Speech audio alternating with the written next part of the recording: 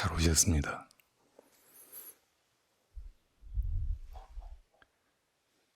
여기가 어디입니까?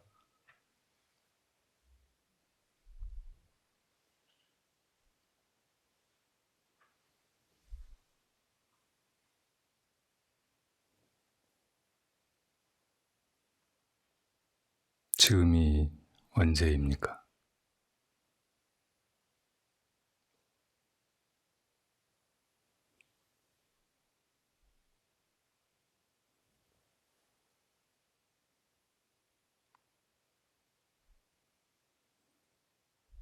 우리는 무엇을 해야 하고 어떻게 살아야 합니까?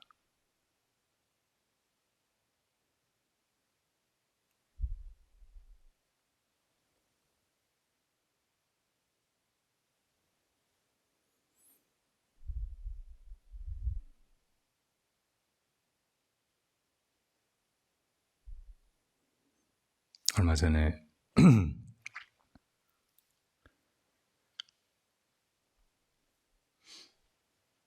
이태원에서 참사가 있었고 300명이 넘는 사람들이 희생되었습니다.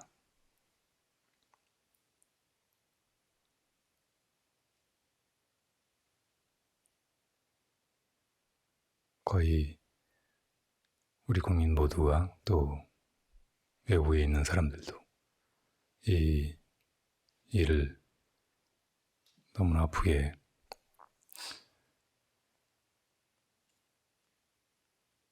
생각하고 그 끔찍한 기억으로부터 놓여나지 못하고 있습니다.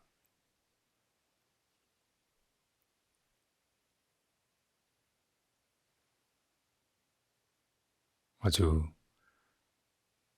비극적인 시간 이후, 다 힘든 때 이후, 혼란스러운 시기라고 생각할 수 있을지 모르지만 엄밀히 이야기하면 다 마음속의 시간이고 그때도 지금도 누군가가 숨쉬지 못하고 죽음의 그 고통 속에 빠져있는 시간이나 지금 우리가 이 가을에 맑고 환한 기운을, 공기를 마음껏 들이켜고 내쉬고 하는 시간이나 다 마음 속에 있습니다.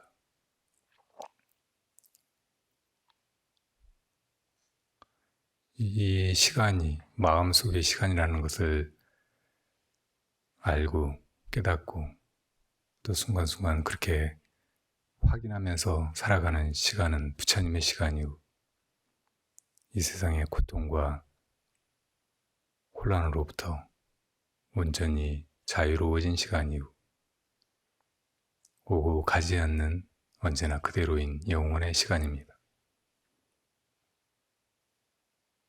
이 마음의 시간을 카이로스라고 부를 수 있다고 전에 말씀드린 적이 있었습니다. 우리가 과거에서 흘러왔다가 지금 이렇게 흘러가고 또 미래를 향해서 간다고 생각하는 이 시간은 그러니까 날짜로 표시되고 시계로 잴 수 있는 그런 시간은 크로노스라고 합니다. 실제 하는 시간은 사실은 크로노스가 아니고 카이로스입니다. 우리 마음에서 이 모든 것들이 이렇게 펼쳐져 나가고 진행되어 가고 또 그 속에서 어떤 것들이 생멸하는 것, 이것이 실제의 시간이고 정말로 우리가 살아가는 시간이고 우리 삶이고 바로 우리 자신입니다.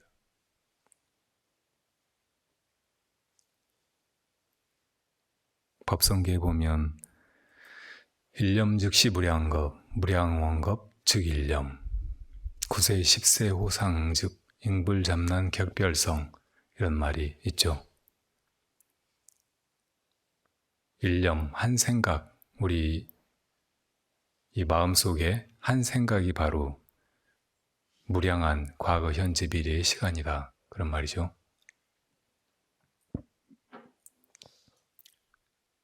조금만 우리 자신의 마음을 돌아보면 마음이 그런 존재라는 것을 다 느낄 수 있고 확연히 이미 알고 있습니다. 마음은 과거에서 왔다가 미래로 흘러가는 존재가 아니고 거기 매여 있는 존재가 아니고 거기서 자유로이 과거로도 가고 미래로도 가고 과거, 현재, 미래의 시간을 동시에 살고 있는 그런 존재입니다. 그 주인이고 그 중심에 있고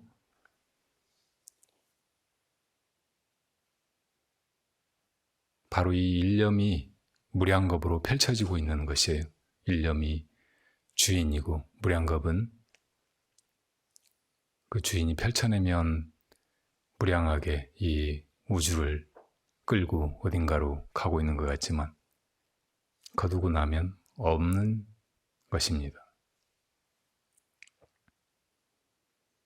그래서 이 과거, 현재, 미래를 3세라고 하고 3세의 모든 그 시점에 또 과거, 현재, 미래가 있기 때문에 3 곱하기 3 해서 이걸 9세라고 합니다. 근데 9세, 10세 호상직이라는 말은 이 9세를 넘어선 10번째 시간이 있고 이 10번째 시간이 9세, 과거, 현재, 미래, 그리고 과거, 현재, 미래의 그 과거, 현재, 미래 이것과 서로 같다 하는 것입니다.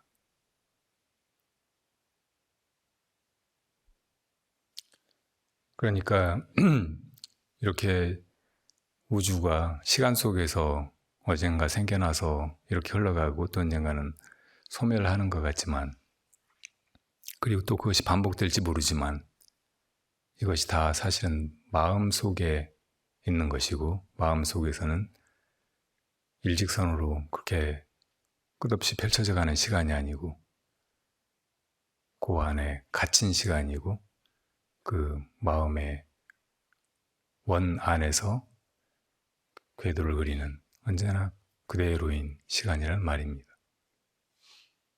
우리가 이 10세의 마음을 자극해가지고 이 10세심에서 과거, 현재, 미래 9세가 펼쳐지고 있고 그 시간 속이 사실은 일념으로 거둬지는 것이어서 꿈결과 같은 것이라는 것을 알 때 우리 중생의 괴로움도 사라지게 됩니다. 그리고 그 9세가 펼쳐져 나가고 그 속에서 정말 많은 일들이 일어나고 우리가 그런 것을 끔찍하게 어떤 때는 너무 비통하게 속수무책으로 당해야 하는 것 이것도 꿈속의 일과 같은 것이고 그리고 어찌 보면 그 자체가 의미 있는 것 우리를 이 우주의 실상을 자각하게 만드는 그런 깨우침의 시간이라는 것을 또 느끼게 됩니다. 이 세상에 매몰돼서 또 세상의 시간, 과거, 현재, 미래의 시간에 매몰돼서 또 과거, 현재, 미래를 지금의 이 육신 그리고 지금의 이 마음을 가지고 왔다 갔다 하는 그런 존재라고 인식하는 한은 아무리 이게 되풀이되어도 그 많은 고통과 그 답답함에서 벗어날 기약이 없습니다. 이 9세가 10세라는 것, 내 마음에서 펼쳐지는 것이고 그 속에서 많은 것들이 생겨났다 사라지고 내가 태어났다 죽고 하고 있지만 이것이 다 꿈속의 것이라는 걸 알 때 비로소 10세심을 깨닫게 되고 그래야 비로소 이 생사의 고통을 영원히 면하게 된다는 것이에요. 사실은 이런 부처님의 법문이 얼마 전 그 참사에서 희생당한 영가들에게 베풀어져야 될 그런 가르침입니다. 그리고 우리도 이 생사 속에 있고 언젠가는 그렇게 죽을 그런 존재라면 우리에게 지금 이런 가르침이 부처님으로부터 베풀어진다는 것은 참으로 다행스럽고 감사한 일이 아닐 수 없어요.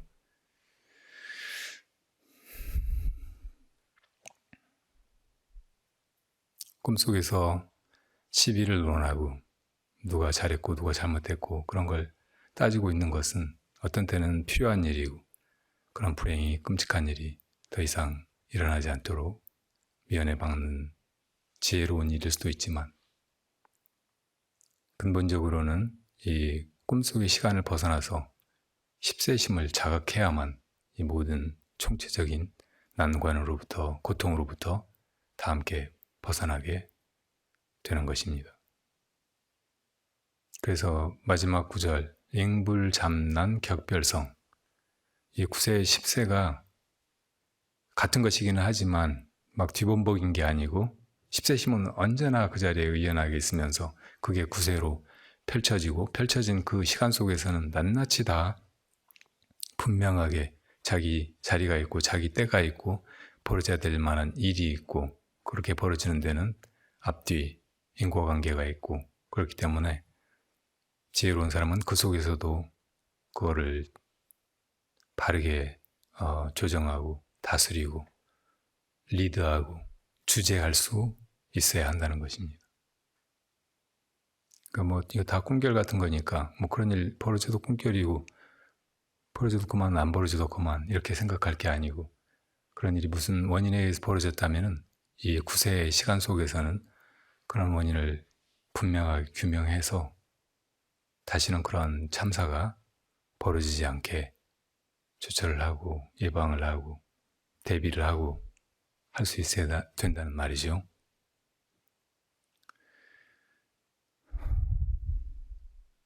이런 부처님의 가르침이 많은 사람들에게 납득이 되고 또 받아들여지고 깨달아지고 하는 그런 시대는 참 좋은 시대입니다. 그러나 지금은 불행하게도 불도가 사람들에게 중히 여겨지지 않고 강호의 도가 땅에 떨어졌다고 하는 말처럼 뭐 세상 도처에 어떤 나라든 어떤 지역이든 사회든 다 어지러운 마음을 가진 중생들이 그냥 저 살자고 저 더 잘 되자고 더 영화를 누리자고 더 높은 자리에 올라가고 이 먹이사슬의 제일 위에서 다 지배하고 다 착취하고 그러려고 이렇게 엉망으로 살아가는 세상에서는 지배자든 피지배자든 다 비참하고 참혹할 뿐이에요. 지금 세계에 보면 저 나라는 참 좋은 나라다. 저렇게 됐으면 좋겠다 싶은 나라가 하나도 없어요. 러시아도 그렇고 중국도 그렇고 그렇다고 미국이나 영국이나 일본이나 이런 통찰을 가진 지도자가 나라를 이끌어 나가는 데는 하나도 없는 것 같아요.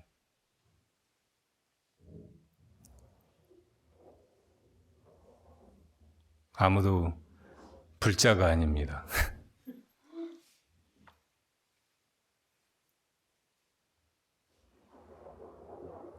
부처님의 가르침을 그렇게 진리로 여기고 그 가르침을 전해주는 분을 스승으로 여기고 그렇게 나라를 이끌어 나가는 그런 지도자가 있다면 그나마 아주 다행일 텐데 지금은 그런 때가 아닌가 봐요. 얼마 전에 중국에서 시진핑이 이제 다시 집권을 이어가게 됐고 그 과정에서 거의 1인 지배체제처럼 그전에는 공산주의라고 하는 그런 이념을 내세우고 그래도 이제 공산당이 막강한 그 당원들을 다 그 조직 안에서 끌어들여가지고 나름대로 지도자들을 길러내고 그런 사람들이 모여서 또 당대회나 전인대를 해가지고 지도자를 선출하고 모택동 시대에 벌어졌던 그런 오류를 막기 위해서 등소평이 그런 지도자를 5년이나 10년에 한 번씩 이렇게 인민으로부터 혹은 모든 당원으로부터 이렇게 다시 추대를 받고 그리고 더 이상 이어서 하지 않도록 그렇게 했는데 그것조차 무너졌다고 해요. 그 집단지성의 힘, 그래도 이제 공산주의라고 하는 이념이 자본의 횡포로 많은 사람들이 불이익을 당하고 생계를 위협받고 가난을 대물림하고 하는 폐단을 척결해서 그런 이제 자유 방임주의가 아니고 국가의 계획 경제에 의해서 그래도 많은 사람들이 비교적 평등하게 살아가고 또 이제 국가적으로 어떤 사업을 키워야 되고 하면 국가가 또 그렇게 경제를 운용하고 하면서 그게 이제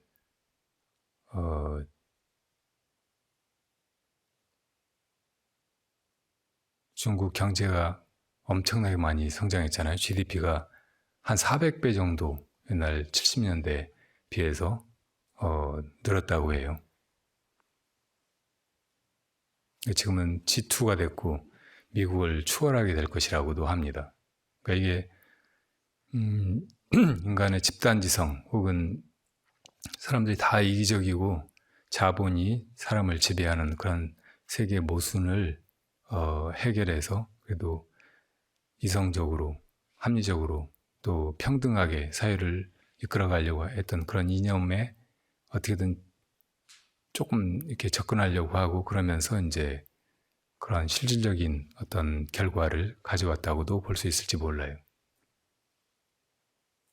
그러니까 러시아 같은 사회는 공산주의 혁명이 실패했지만 중국에서는 개방하고 하면서 오히려 사회주의적인 그런 정치 제도를 그대로 놔두고 엄청나게 빠르게 효율적으로 성장해왔기 때문에 어떻게 보면 성공했는지도 모르겠어요. 근데 지금 시진핑이 다시 집권하게 되면서 정말 그렇게 잘 나갈 수 있을까? 공산주의라고 하는 이념을 가지고 저 15억이나 되는 인구를 잘 통합해 나갈 수 있을까? 약간 의구심을 갖게 하는 현실이에요.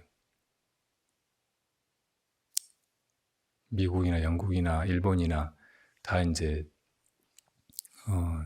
자본주의 경제 이론도 그 전에 자유방임주의 아담 스미스 같은 사람의 이론에서 케인즈의 국가가 이제 중요한 경제 축으로 등장하고 국가의 여러 가지 정책이나 자본주의 혹은 사유재산 이런 거를 그대로 지탱하면서도 중요할 때는 경제 위기도 타개하고 분배도 적절하게 해나가고 국민 모두의 복리도 증진해 나가고 그러면서 공산주의보다는 훨씬 더 효율적으로 사람들의 삶을 개선시키고 더 윤택하게 하고 할 수 있다고 믿었던 이런 사회에도 리더가 잘못 뽑히면서 여러 가지 혼란과 질곡이 나타나고 있어요. 뭐 이쪽이나 저쪽이나 다 봐도 지금 무엇을 이상으로 하고 이 사회를 나라를 이끌어갈지 그걸 감을 잡는 사람들이 없어요. 그냥 어떤 체제라든지 혹은 기득권자들을 옹호하기 위한 그런 이론 이걸 그냥 내세우고 막무가내로 권력을 장악하려고 하고 그 권력을 또 강화시켜 나가려고 하는 아주 이기적인 그런 정치인들에 의해서 나라가 이끌어져가고 있을 뿐이지.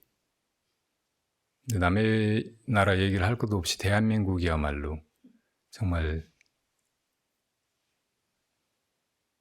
불행한 상황에 있습니다. 역사적으로도 너무 많은 외침과 순환을 당해왔고, 지난 세기에는 나라를 36년이나 잃기도 했고, 근데 사람들은 다 마음이 선량하고 또 나름대로 주체성이나 자존심도 있고, 그리고 다른 나라 사람들이라고 함부로 무시하거나 몰아내려고 하거나 남의 것을 뺏으려고 하지 않는 이런 나라를, 사실은 이렇게 오랫동안 이어온 나라도 지구상에 거의 없어요. 근데 너무 많은 그런 시련을 거치면서 그런 속에서는 자기다움을 유지하면서 그렇게 역경을 뚫고 나가는 사람들보다 이런저런 상황이나 외부적인 유혹에 야합해서 거기서 자기 이익만을 챙기려고 하는 기회주의자들이 꼭 있게 마련이잖아요. 구한 말에 그렇게 이제 오랫동안 이어져 온 조선 왕조, 특히 옛날 옛 고조선의 영광을 회복하려고 했는지 국호를 그대로 땄던 왕조가 그런 매국적인 인사들에 의해서 넘어가 버렸습니다. 근데 한국 사람들은 이상하게 위기를 당하면 더 뭉치고 더 큰 힘을 발휘하고 또 그런 거를 위정자들이 엉망으로 망가뜨려 놔도 지극히 미천하고 그동안 피해를 당하고 착취당하고 했던 하층민들이 들고 일어나서 목숨 걸고 싸우고 해가지고 나라를 다시 일으키고 해온 역사가 계속 반복됐어요.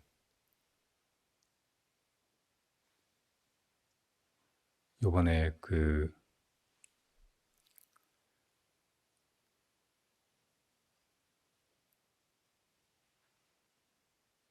하얼빈이라는 소설을 봤는데 이또가 다른 데서는 유래를 찾아볼 수 없이 조선 왕조가 이미 패망해버렸고 뭐 고종도 순종도 또 영친왕도 다 와서 일본 천황한테 복속하게 만들고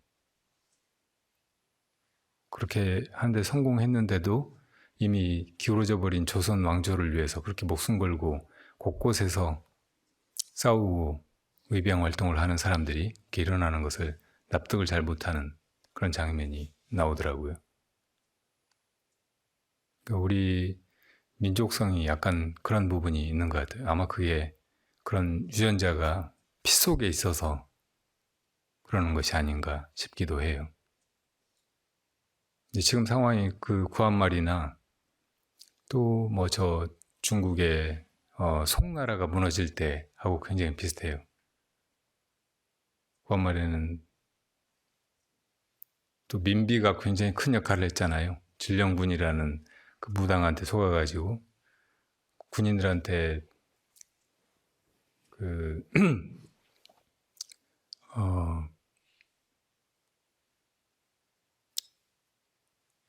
봉급으로 쌀을 나눠주지도 못해가지고 거기다 모래를 섞어가지고 주고 막 하면서 이모군란이 나고 막 그러는 상황이었는데 뭐 10만 석인가 쌀을 걷어다가 이 금강산 봉우리마다 뿌렸어요. 국민들은 다 굶어 죽어나가는데 나중에 또 일본에 의탁하려고 하다가 결국은 청일전쟁 때 일본이 청나라를 몰아내고 막 그렇게 이렇게 해서 그랬지만 또 일본군들이 들어와서 민비를 죽였잖아요. 다 죽는 길인데 저 살겠다고, 그리고 합리적인 방법으로 모든 일의 인과관계를 잘 살펴서 일이 되도록 해야 되는데 그렇게 미신적인 방법으로 자기들 권좌를 유지하려고 하고 이익을 지키려고 하고, 국민들이야 백성들이야 죽어나가든 말든 굶든 말든 자기 배나 불리려고 하고, 이런 사람들이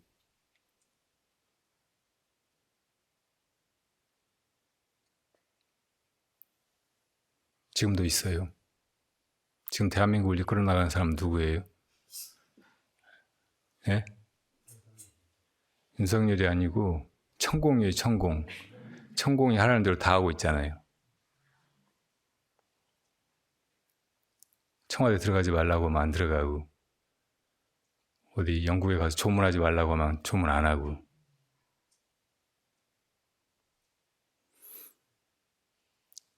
아크로비스탄 옛날에 삼풍백화점 무너진 자리라 거기가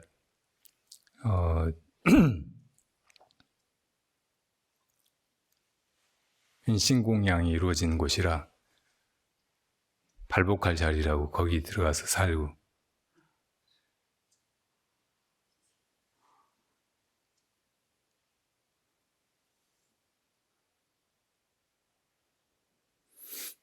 지금 매일 조문하라고 하니까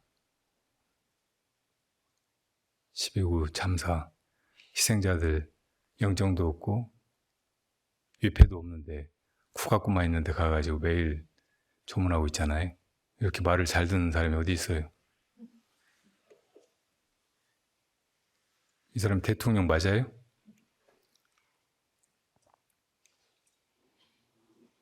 근데 천공이 또 최근에 이 엄청난 대한민국의 기회라고 희생을 하려면 질로 양으로 엄청나게 해야 세계에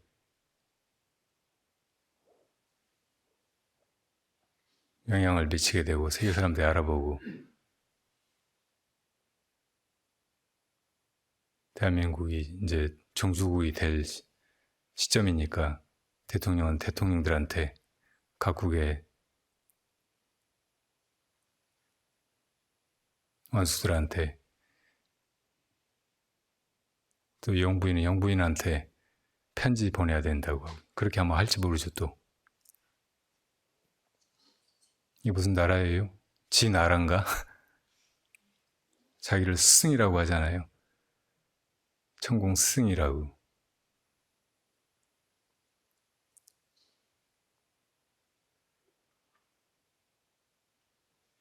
모든 전제 군주의 시대에도 군주들이 다 국정에 대해서 혹은 왕도에 대해서 자문하고 가르침을 받기 위해서 스승들을 모셔요.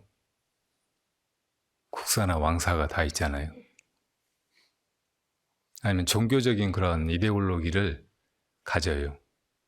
저 이슬람권의 왕들은 이슬람교, 이거를 국시로 해서 모든 걸 다 이슬람교에서 정한 대로, 그 전통대로 이렇게 해나가잖아요.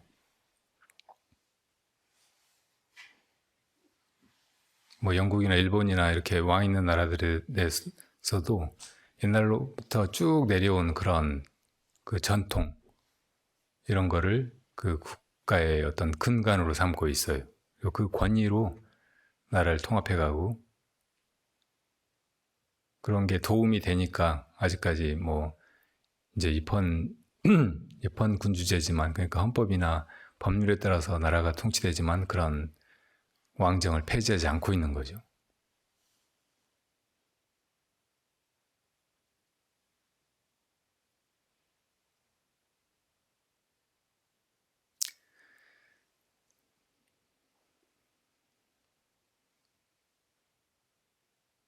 별로 바뀔 것 같지도 않고 참 희망을 갖기가 어려운 지금의 정권이에요.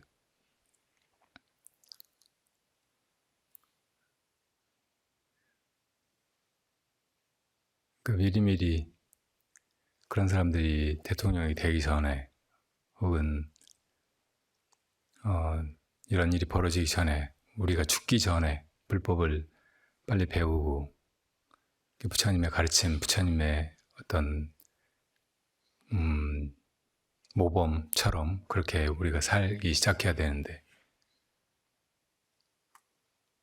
지금 때가 늦었다고 이제 뭐 어쩔 수 없다고 생각하면 너무나 절망스럽지만 이럴 때일수록 다시 부처님의 가르침을 되새기고 부처님의 일생을 돌아보고 거기서 방향을 찾고 또 나아갈 힘을 얻어야 되지 않나 싶습니다. 부처님은 카빌라국의 태자였잖아요. 태어났을 때 선인이 와서 보고 아시다라는 선인이 이 아이는 세상에 있으면 전륜성왕이 되고 온 세상을 다 통일해서 다스리는 아주 평화로운 너무나 덕스러운 완전 무결한 그런 군주가 되고 만약에 세상을 버리고 출가하면 부처님이 되실 거라고 했죠. 부처님은 전륜성왕의 길로 가지 않고 부처가 되는 길을 택했어요. 그러니까 그때 그 선인의 예언, 점쟁이 같은 말 이것도 잘 새겨볼 필요가 있어요. 그게 만약에 정해져 있었으면 그렇게 얘기했을 거예요. 이 사람은 전륜성왕이 될 것이다. 아니면 부처님이 될 것이다. 단언을 했을 텐데 출가하면 부처님이 되고 세상에 있으면 전륜성왕이 될 거라고 했잖아요. 그러니까 이제 정말 훌륭한 예언가는 그렇게 되리라고 딱 속단하지 않아요. 언제나 사람한테는 자유의지가 있고 이렇게도 할 수 있고 저렇게도 할 수 있으니까요. 나라가 망해가는 처지에서도 거기서 포기하고 새 그 권력을 가진 그 통치자들에게 빌붙을 것인가 아니면 거기 저항해서 이미 무너져가는 나라지만 그걸 위해서 싸우다 죽을 것인가 이건 사람이 택할 수 있는 거예요.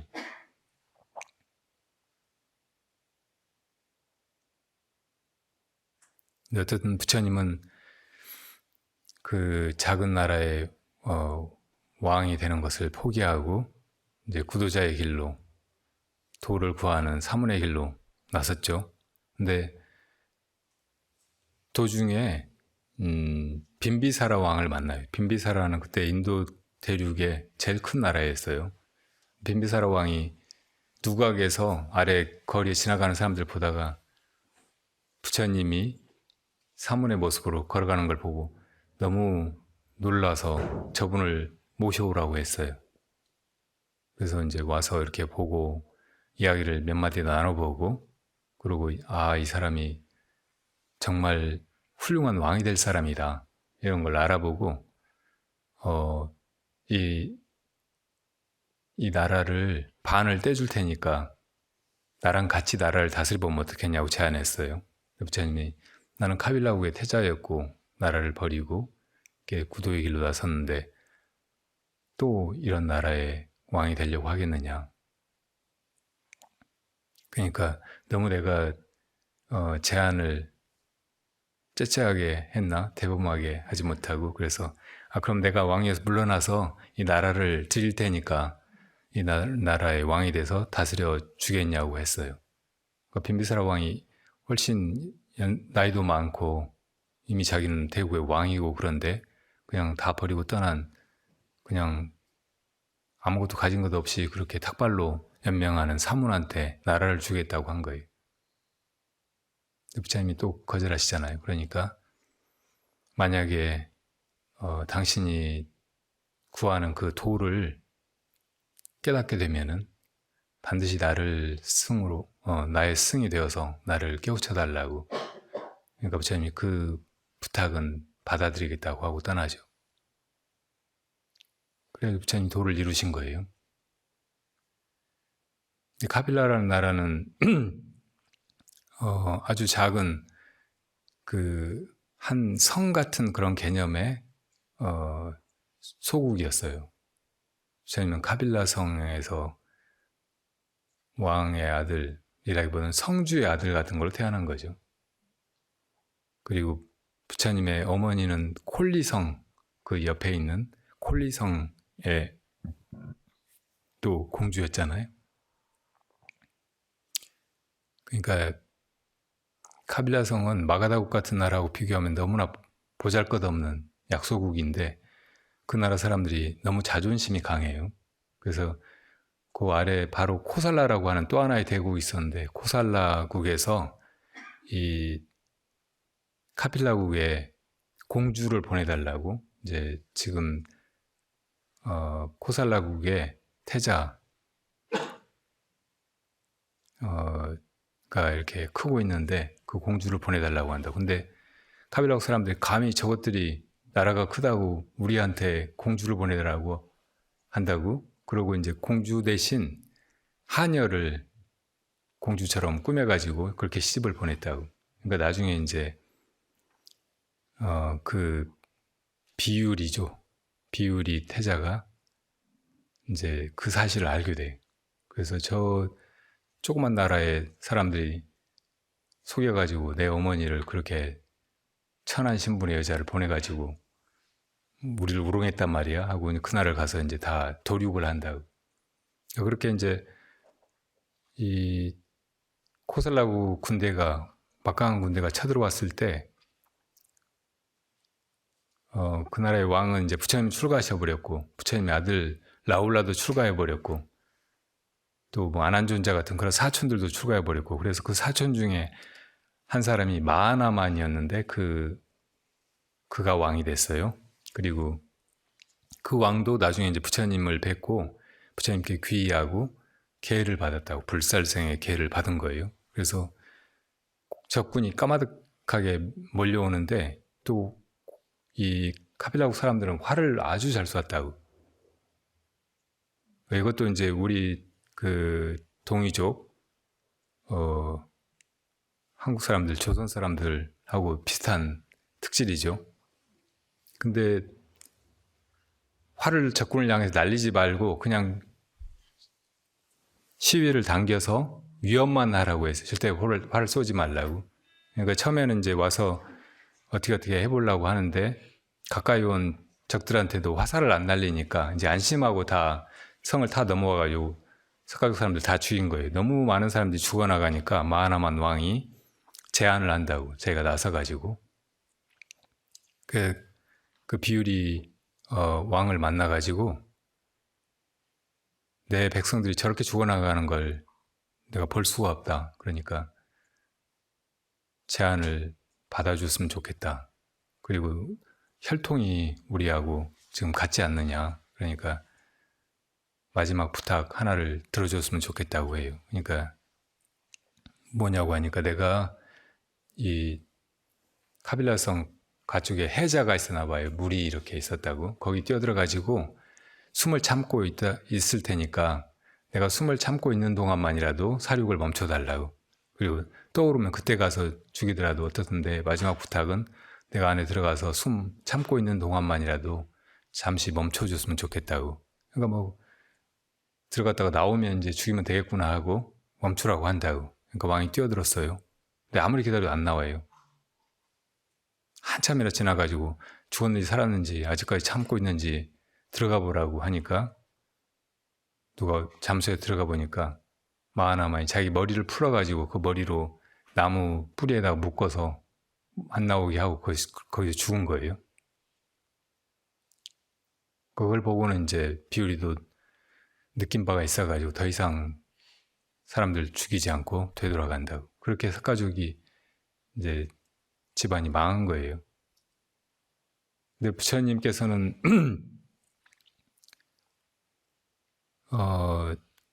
왕도에 대해서도 많이 가르치셨거든요. 빈비사라 왕이나 이 비유리의 아버지였던 코살라가 다 불자였고 부처님 가르침을 받들었기 때문에 어떤 나라가 용성하고 쉽게 망하지 않는지 그런 말씀을 법문으로 하셨거든요. 근데 거기 보면 이 나이 든 사람들을 공경하고 또 자주 모여서 나라 일을 의논하고 뭐 그런 나라가 오래가고 쉽게 무너지지 않는다고 하셨어요.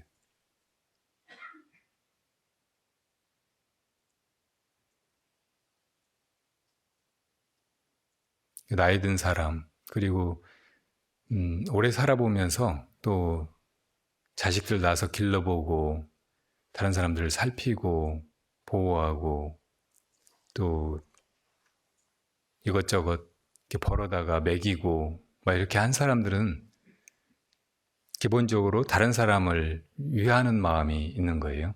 그 마하나만처럼 다른 사람을 살리기 위해서 자기가 희생이라도 할 수 있는 그런 마음이 생기는 것이라고.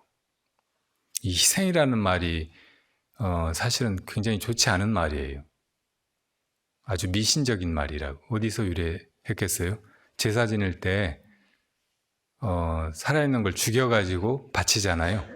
흔히 원시인들이 샤머니즘이나 뭐 그런 그 믿음으로 신이나 이 세상을 지배하는 어떤 영적인 세계의 높은 존재들한테 살아있는 것을 죽여가지고 그 피나 혹은 그걸 태워서 연기나 이런 거를 바치면은 그 신이 이제 사람들 잘 봐주고 안전을 지켜주고 또 복락을 주고 그런다고 믿고 했던 게 그 희생 가지고 제사 지내는 거예요.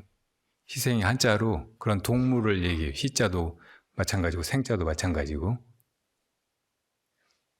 이런 게 나타나 있는 종교들은 다 사실은 원시적인 종교들이에요. 샤머니즘 같은 종교라고.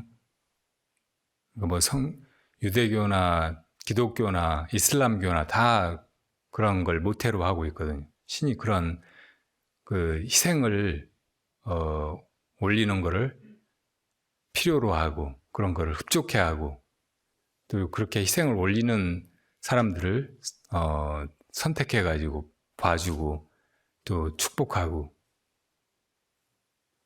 뭐 그런 모티브에서 출발한 것이라고.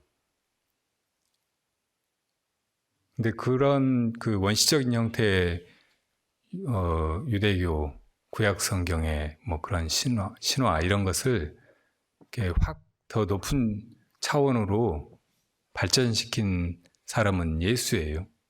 예수를 희생양이라고 하잖아요. 근데 이 희생은 그렇게 애꿎게 당하는 희생이 아니에요. 다 동물들이 지가 죽고 싶어서 자기를 바치겠어요? 안 죽으려고 하는데 재수 없으니까 걸려가지고 바쳐지는 거지. 그 사람들도 자기 자신을 희생하는 거, 이것은 진짜 거룩한 일일 수도 있지만 경우에 따라서. 근데 자기 좋자고 다른 사람을 잡아가지고 다른 살아있는 것을 잡아가지고 바친다. 이건 아주 이기적이고 좋지 않은 거라고, 부도덕한 것이에요. 그러니까 좋은 의미의 희생이 있고 좋지 않은 의미의 희생이 있는데 좋은 의미의 희생은 자기 희생이에요. 바로 이것을 예수가 보여준 것이라고. 그러니까 예수가 십자가에 못 박혀 죽은 것이 자기가 이제 뭐 권력을 차지하려고 왕이 되려고 막 하지도 않았는데 로마가 이제 유대인 속에서 어떤 영적인 중심이고 그러니까 면류관을 씌워가지고 왕의 관을 씌워가지고 가시로 만들어가지고 조롱하면서 십자가 매달아 죽였잖아요. 근데 예수가 가만 보면 그거를 피하지 않고 맞서거나 혹은 받아들인다고. 아니 그 유다의 그 이야기가 적힌 유다복음이라는 경외 성서에 보면은 유다가 예수의 그런 의도를 계획을 잘 납득을 못해요. 그리고 주저하고 안 하려고 한다. 근데 예수가 그것이 너의 사명이고 그게 신성한 일이고 의미 있는 일이고 그게 내 가르침을 세상에 펴는데 도움이 되는 일이니까 그렇게 하라고 해요. 그러니까 유다가 굉장히 거기 유다 복음에 보면 지혜로운 사람이고 다른 제자들보다 더 뛰어난 사람이에요. 그러니까 그걸 이해하고 자기가 나중에 그렇게 비난을 받고 낙인 찍힐 걸 감수하면서도 예수를 팔아넘긴다고. 그러니까 예수가 자초한 사건이고 자기를 희생한 거예요, 정말로.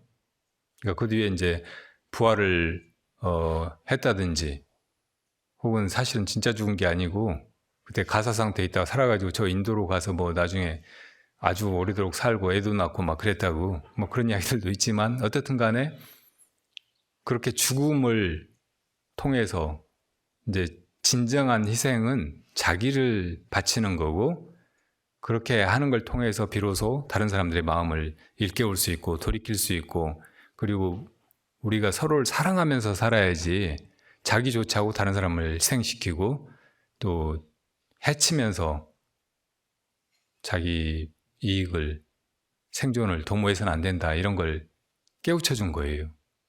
그러니까 예수의 위대함이 바로 이 희생을 통해서 드러난 것이라고. 부처님도 과거 전생에 그런 적이 있었잖아요. 사슴의 왕인 적이 있었거든요. 몸에 금빛 털이 덮인 정말 우아하고 아름다운 사슴이었는데, 그 나라의 왕이 사슴 사냥을 좋아해요. 사슴 고기를 너무 좋아해요. 그래가지고 사슴 사냥해온 것들을 안 죽이고 키워가지고 이제 또 이렇게 퍼져서 사슴 을 사육했어요. 그리고 그 중에 한 마리씩 이제 잡아서 그날 이렇게 밥상에 올리게 한 거예요. 하루에 한 마리씩 사슴을 잡아. 그러니까 너무 아무 사슴이나 잡으니까 이 사슴들이 너무 거기서 이제 막 이렇게 괴로워하고, 막 어떤 때는 이제 자기 그 새끼가 죽고 막 하니까 그 슬픔을 감당을 못하고, 근데 급기야는 이제 새끼를 벤 사슴을 왕이 잡아먹게 됐어요. 그걸 점지하고 저 사슴 잡아오라고 하니까 이제 그 금빛 사슴이 나가가지고 자기가 대신 죽으러 왔다고 자기를 잡으라고 해요. 그러니까 그 왕이, 너는 내가 정말 아끼는 사슴인데 너는 안 죽일 거라고, 걱정 말고 그냥 돌아가라고 하는데도 저 지금 사슴이 새끼를 베서 안에 새끼가 있는데 죽이면 다 죽게 되고, 그 새끼들 생각하고 그 어미는 마음 편하게 죽을 수 있겠냐고, 내가 대신 죽겠다고 극구 그러니까 왕이 나중에는 그 마음에 감동해가지고 더 이상 이제 사슴을 안 죽이고 사슴 고기를 안 먹게 됐어요. 그러니까 이런 게 진짜 희생이라고. 지금 우리 저 12구 참사를 두고도 사고 사망자니 혹은 희생자니 하고 그런 말 가지고 막 이러쿵저러쿵 하고 있잖아요. 근데 이 사람들은 자기 생을 한 사람들이에요, 아니면 애꿎게 희생당한 사람이에요? 다 희생당한 사람들이라고. 이 사건이 처음에는 이제 외국에서 들어온 뭐 헬로윈 뭐 그런 축제 막 이런 거 되게 난잡하고 어지럽고 막 가면 쓰고 막 별짓을 다 할 수 있는 거잖아요. 우리 전통도 아니고 좋은 전통도 아니고. 근데 왜 애들이 골이 비어가지고 막 저렇게 휩쓸려가지고 그러나, 또 상업적으로 이용해서 막 그런 애들한테 뭐 팔고 막 장사해 먹으려고 하는 사람들 왜 저러나. 한 10년 전부터 이제 그런 세태가 있어서 제가 상당히 심각하게 생각하고 있었거든요. 근데 이번에 그랬다고 그래서 처음에는 아이고 이 한심한 아이들 어쩌나 그랬는데, 나중에 이렇게 드러나는 걸 보니까 다 거의 뭐 그런 사고가 벌어질 수도 있는데 대책도 없이 경찰력도 배치하지 않고 길을 통제하지도 않고 교통정리도 안 하고 일방통행만 하겠어도 그런 사고가 날 수가 없었다고 하잖아요. 우리나라 사람들이 되게 질서의식이 뛰어나고 또 위급한 상황이면 서로 막 도우려고 하고 하는 사람들인데, 이런 사태가 난 데는 다른 의도가 많았고 그런 안전 대책이 세워지지 않았고 그렇게 시행되지도 않았고, 그러니까 세월호 사건하고 너무 비슷한 거예요. 근데 그 일이 일어나고 나서도 이제 희생자라는 말도 못 쓰게 하고, 뭐 위패도 리본도 조문이라는 말 빼고 하라고 하고, 뭔가 이상하잖아요.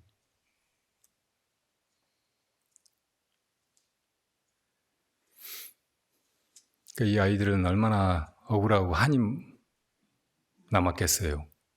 그 가족들이나 아는 사람들도 마찬가지고, 그리고 우리 국민들도 다 그걸 내 일처럼 생각하고, 자식 키워본 아이들은 다 내 아이가 그렇게 당한 것처럼 생각하고 이 슬픔이나 비통함을 어떻게 할 수가 없잖아요.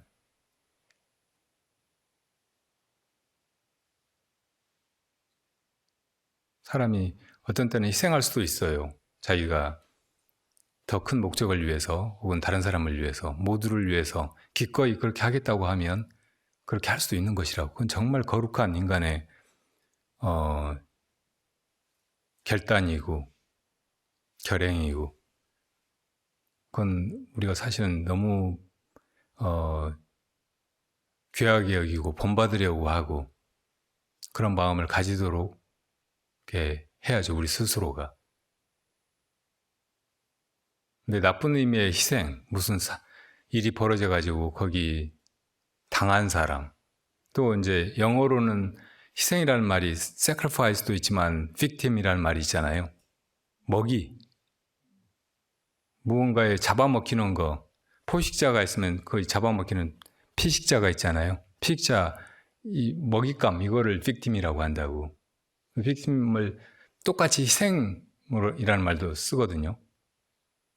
그러니까 옛날 샤머니즘에서 동물들 잡아가지고 신한테 먹이로 바치는 거, 이게 빅팀인 거예요. 이게 희생이고. 그러니까 세월호 사건이나 지금 12.19에서 참사로 그렇게 죽은 애들은 그렇게 동물들처럼 자기가 전혀 의도하지 않았는데 그야말로 희생당한 거라고. 근데 천공은 이 희생을 질적으로 양적으로 어마어마하게 해야 어마어마한 대한민국의 기회가 온다고 그러고 있다고. 미친놈 아니에요? 이런 놈이 무슨 나라의 스승이야?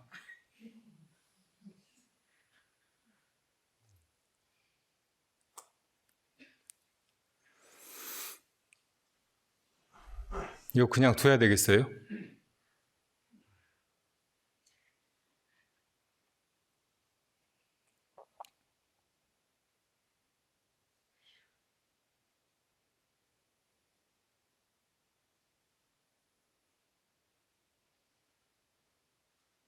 안중근이 이등방문을 저격하기로 한 그 결단, 그 뒤에는 어떤 마음이 있었는지 이런 게 김훈 소설에서는 충분히 이렇게 묘사되지 않았더라고요. 그러니까 김훈이라고 하는 작가가 심리 묘사를 아주 잘하는데 그 사람 심정을 감정이입해가지고 막 자기가 무슨 마음이었다 막 이런 식으로 적는 게 아니고 그냥 객관적인 그 드러나는 행동이라든지 상황으로 그거를 묘사를 하는 거예요. 그러니까 이게 아주 탁월한 어떤 소설 그 작법이고 김훈이 그런 이제 영향이 있는 작가이긴 한데 이 이토 저격한 이 하얼빈의 그 의거는 너무 그 부분을 묘사를 안 해가지고 답답하더라고요. 별로 좋은 소설이 아닌 것 같이 느껴졌어요. 너무 잘 알고 있죠, 우리가 안중근이 무슨 마음이었는지. 근데 그걸 너무 건드리지 않다 보니까 그냥 우발적으로 그렇게 벌어진 일처럼, 특히 이제 우덕술하고 같이 이제 공모해가지고 실제로 이또가 여기서 내릴지 하얼빈에서 내릴지 모르니까 우덕술은 여기 가 있다가 거기서 이제 안 내리고 통과해서 여기서 안중근이 거사를 한 건데, 이 우덕술 이 사람은 그냥 뭐 사냥 나가가지고 걸리는 대로 동물들 쏘듯이 그냥 그렇게 쏘려고 했던 사람처럼 그렇게 묘사가 돼요. 그러면 안 되잖아요. 그런 막 그냥 사슴 쏘듯이 그렇게 이토를 쏜 건 아니라고. 이토 자신도 뭐 어떻게 하다 보니까 메이지 유신 이후에 일본의 커져가는 국력을 이제 업고 제국을 건설하려고 했던 일본의 영웅, 뭐 그런 사람이라기보다는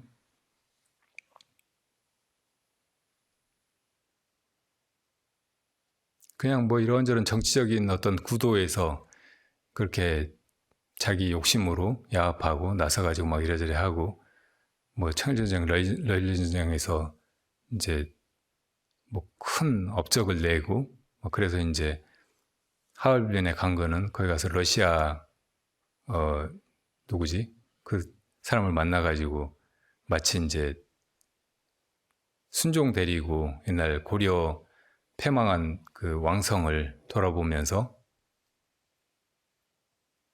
명칭하게 존재도 각성시키고 일본 제국의 위대함도 알리고 하는 것 같이 이제 러시아의 그 사람을 만나서 무슨 죄송합니다.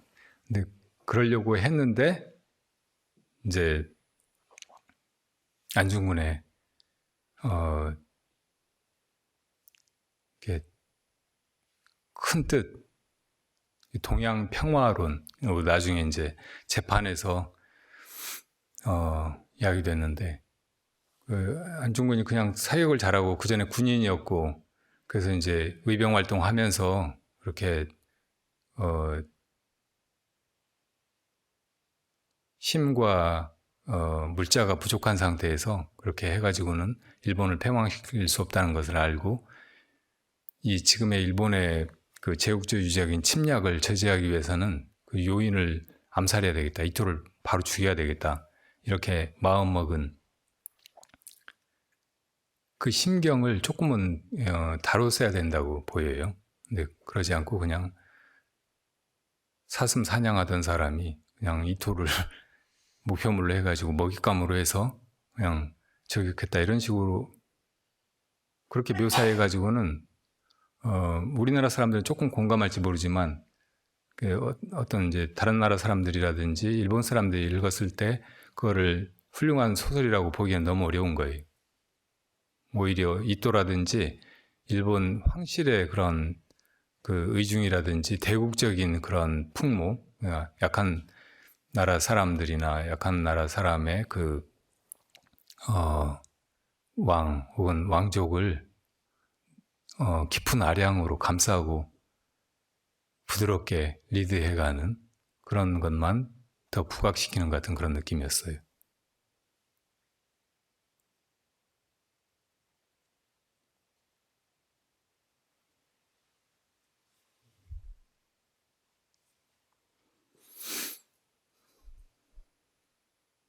모든 나라는 다 자기 나라 잘 되기를 바라고 그 나라를 부강하게 만들고 대국으로 만들고 다른 나라를 침략하고 약탈하고 다른 나라 사람들을 많이 희생시키더라도 자기 나라가 잘 되면 좋다고 생각하기가 쉬워요. 근데 고조선의 정신은 그런 게 아니에요. 고조선은 우리가 생각하는 것보다 훨씬 강역이 넓었고 여러 민족을 다 아우르고 있었고, 그러니까 지금 이제 중국의 조선족들이나 지금 대한민국 땅에 있는 고구려 신라 백제 후예들 뿐만 아니고 그 전에 이제 만주 쪽에 있었던 거란, 말갈, 여진 뿐만 아니고 그 전에 뭐 숙신 이런 데도 다 고조선이었다고 해요. 심지어는 거기에 이제 피부가 하얗고 눈이 파란 사람들도 포함되어 있었고, 그러니까 그 사람들이 유럽 쪽으로도 나중에 가서 핀란드나 헝가리 같은 데 정착했을 수도 있고, 지금 위구르 사람들이 약간 인종적으로 그렇잖아요. 그러니까 옛날에 고조선 시대나 그 이전에 무덤에서 이 한반도에서 어디서 이 인골이 나왔는데 그게 서양 사람들, 백인 그 두상이나 여러 가지 특질을 가지고 있는 거예요. 그러니까 우리가 생각했던 것보다 옛날에는 인종적인 그런 교류도 많았고 많은 사람들이 여기저기 널리 이동하면서 그렇게 지냈고, 그래서 이렇게 이제 동양계에 지금 대한민국 사람들만 여기서 내 살았다, 그리고 여기만 우리 고조선의 강역이었다 이렇게 보기가 어려운 게 있는 거예요. 그 무엇보다도 고조선의 정신이 이렇게 우리 안에서 뭘 이렇게 해나가는 게 아니고 모든 걸 다 아우르고 모든 사람을 다 아우르고, 그리고 모든 나라나 모든 나라 사람들이나 그 나라의 풍습이나 이런 것을 다 존중하고 그렇게 살아가게 도우면서 이 세상을 하나로 여기려고 했던 거예요. 그러니까 고조선의 어떤 신앙에서 그 하느님이 그런 존재로 하느님이 한 우리라고 옛날에는 했잖아요. 한울. 그러니까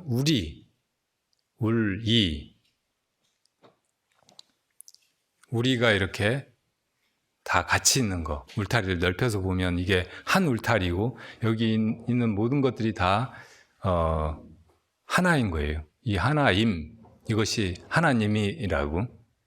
그러니까 우리가 이 고조선의 높은 정신을 잘 모르고 잘 잊지를 못해서 우리의 용어도 많이 사실은 빼앗겨버린 거예요. 그러니까 저 유대 지방에서 온 이 아주 작은 외래 종교, 여기서 이제 여호와라고 부르는 그 신이 우리 하나님이라고 하는 이 이름까지 뺏어가 버린 거라고. 우리가 원래 하나님을 믿었잖아요. 그리고 그 하나님이 꼭 하늘에 있는 신이라기보다는 그냥 이 모두가 하나인 그것을 말하는 것이기도 해요. 그 우리 안에 다 정신이 있잖아요. 영이 있잖아요. 이것이 다 신이고. 그러니까 여기서 이 하나님, 하나의 신성, 여기서 이 모든 것이 다 벌어졌고, 세계가 벌어졌고, 나라가 이루어졌고, 우리가 이렇게 살아가게 됐고, 우리 낱낱이 다 갑과 을과 개똥이 소똥이가 돼가지고 이렇게 살아가고 있는 것이라고 보면은 이 틀 밖에는 아무것도 없어요. 이것 전체가 다 하나임이고,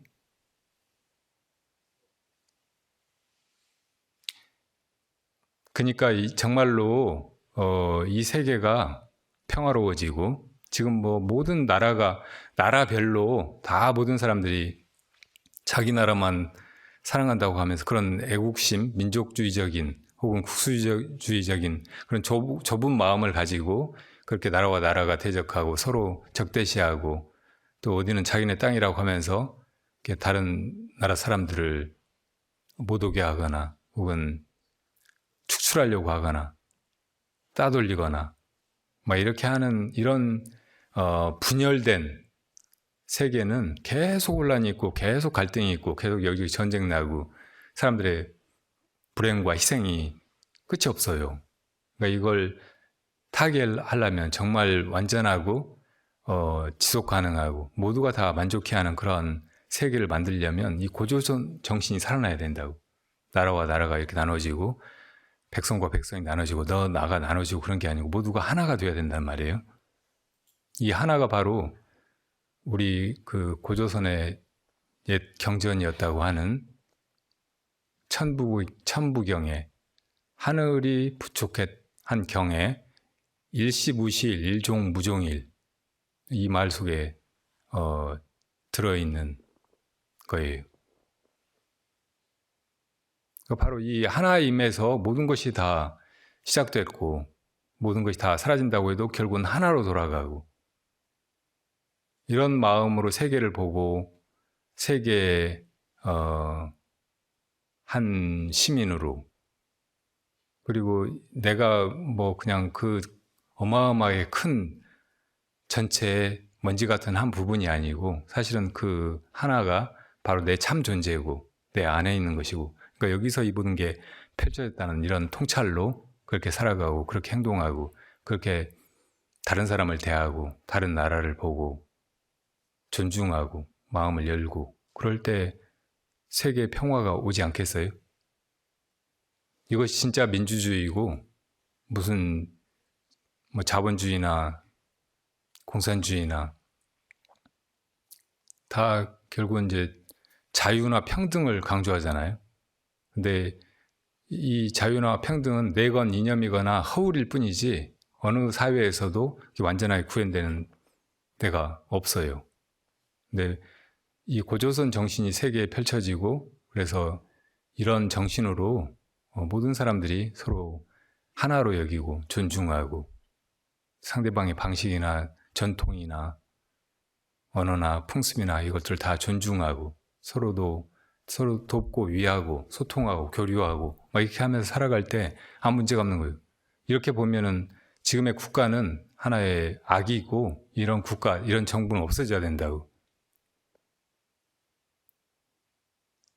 약간 무정부주의적인 그런 말로도 들릴 수 있을지 모르지만 어찌 보면은 그동안 국가가 해온 일, 정부가 해온 일, 지배하고 통치하고 막 한다는 그런 유정자들이 해온 일이 다 극악무도한 짓이었기 때문에 그런 게 더 많았기 때문에 정말 조직이 필요하고 우리가 하나로 묶인다면 그런 통합된 사회에서는 정부나 그런 국가는 필요 없으니까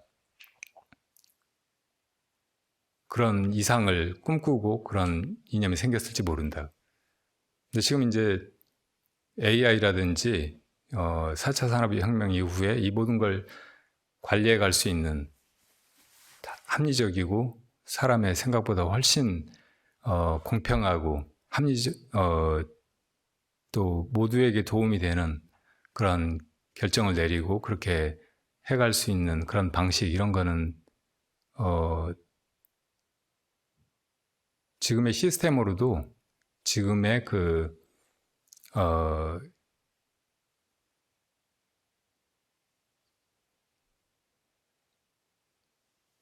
지금의 그런 기술력 으로도 충분히 가능하다고 생각이 들거든요.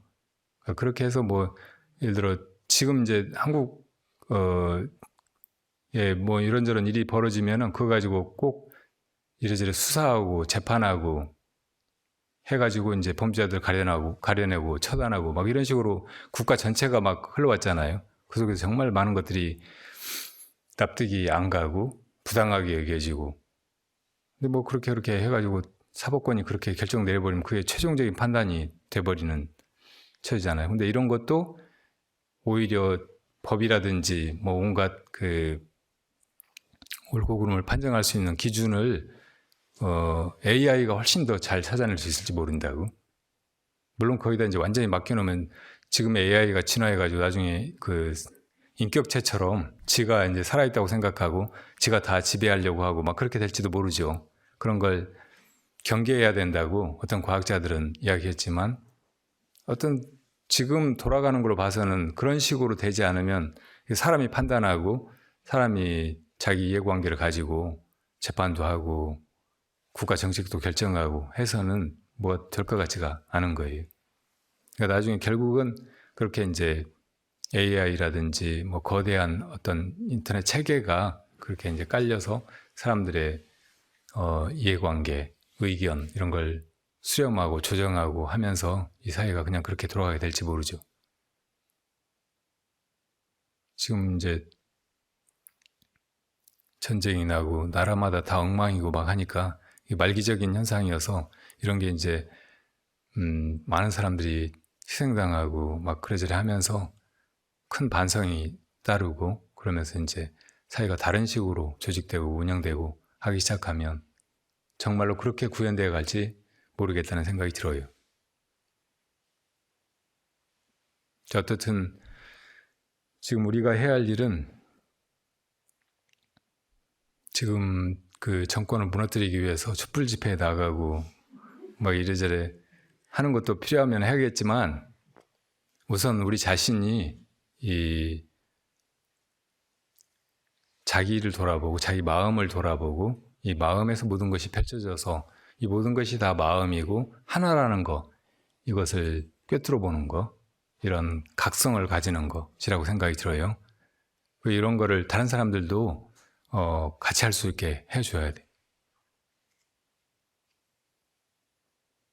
불교가 너무 이제 근자에 오면서 사람들한테 주목받지 못하고 뭐 자본주의가 이렇게 발전해가고 또 사회주의적인 혁명이 여기저기서 일어나고 막 하면서 점점 이제 밀려나고 낡은 사상처럼 되어버리고 막, 그런데 사실은 사람들이 민주주의를 믿거나 혹은 뭐 혁명을 믿거나 혹은 사회의 발전을 믿거나 하고 막 그렇게 투신하고 희생하고 싸워왔지만 다 좌절감을 느끼고 있는 이런 상황에서 많은 사람들에게 이 불교가 하나의 대안으로 받아들여지고 있는 것도 사실이에요.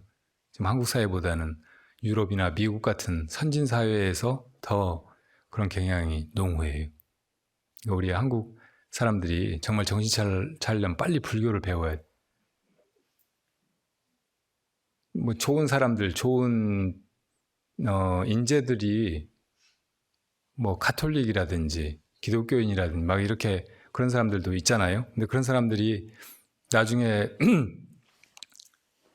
좀 뭘 잘못하거나 혹은 시시해지거나 그 전에 기대했던 것만큼 뭘 못했을 때, 이 사람이 불자였으면 어땠을까, 이런 가정을 종종 해보거든요. 근데 우리 한국에는 뭐 외국에서 들어온 것들이 너무 많이 횡행하고 그걸 무비판적으로 받아들이고 이렇게 하다 보니까 본래 우리의 것, 이 땅에 오래 뿌리내리고 정착된 거, 이런 것이 도외시되고 밀려나고 한 예가 너무 많았어요. 불교도 외래 종교고, 뭐 유교나 기독교도 외래 종교고 그렇다고 볼 수도 있죠. 그렇지만 어떻든 불교는 1500년, 600년의 역사를 가지고 있는데, 서양의 이 물질적인 팽창과 더불어서 막 밀려 들어온 문화와 섞여 들어와 가지고 우리가 기독교를 너무 쉽게 받아들이고 이런 불합리하고 이기적이고 어리석은 그런 사고를 가지고 그냥 신이 무서워서, 혹은 그게 성경 같은 데서 악이라고 규정되어 있으니까 그런 정신으로만 살아가다 보면 불교를 관심 있게 보고 받아들이고 마음이 확 열리고 이런 궁극적인 진리에 눈 뜨고 하기가 굉장히 어려운 것이 또 사실일 것 같아요. 그러니까 우리 불자들이 분발해서 바르게 살아가고 또 나 자신부터 각성해서 주위에 그 빛을 들이우고 그렇게 하는 수밖에 없지 않나, 그런 생각이 듭니다.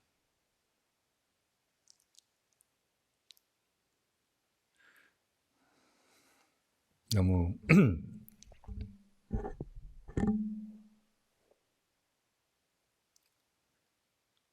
어려운 때 이렇게 마음에 푹 받치는 게 많아서 막 여러 가지 얘기를 두서없이 쏟아냈어요. 여러분들도 다 같은 마음이실 걸로 생각하고, 그래도 지금 이 자리, 그리고 지금 이 순간 우리가 어떻게 살아야 하고 무엇을 해야 하는지 분명한 자각을 가지고 당당하게 주인의 그 존재와 품위와 거룩함을 잊지 말고 그렇게 해나가시길 바랍니다. 더 이상 희생이 없도록 우리가 이렇게 많이 싸우고 피 흘리고 갈등하고 죽고 죽이고 하지 않아도 되는 그런 세상을 이루기 위해서 먼저 내 안의 각성을 향해서 곧장 나아가시자고요. 감사합니다.